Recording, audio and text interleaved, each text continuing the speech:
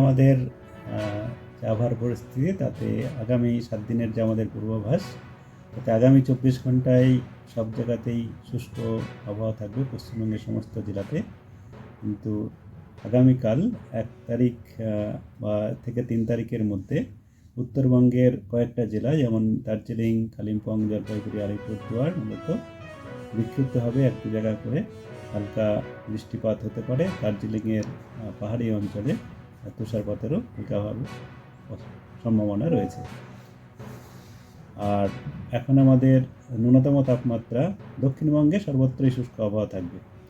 আর ন্যূনতম তাপমাত্রা বা রাতের তাপমাত্রা আগামী 24 ঘন্টায় সামান্য কিছুটা বাড়তে পারে, আর তারপরে আরও 2 দিনের মধ্যে 2 থেকে 3 ডিগ্রি পর্যন্ত বাড়ার সম্ভাবনা রয়েছে। কারণ এখন আমাদের উত্তর পশ্চিম ভারতে একটা পশ্চিমী ঝঞ্ঝা রয়েছে, যার কারণে বায়ুর নিম্নস্তরের গতি প্রকৃতির কিছুটা পরিবর্তন হওয়ার সম্ভাবনা রয়েছে।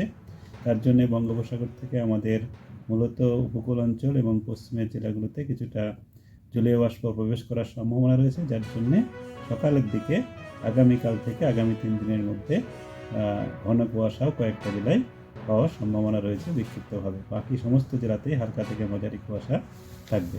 ঘন কুয়াশা আগামীকাল যে জেলাগুলিতে বেশি সম্ভাবনা রয়েছে বীরভূম, মুর্শিদাবাদ, পশ্চিম বর্ধমান, পূর্ব পশ্চিম মেদিনীপুর, ঝাড়গ্রাম জেলাতে।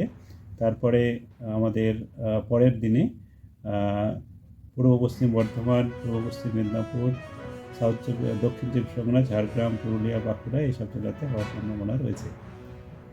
আর ন্যূনতম তাপমাত্রা আমি বললাম যেটা আগামী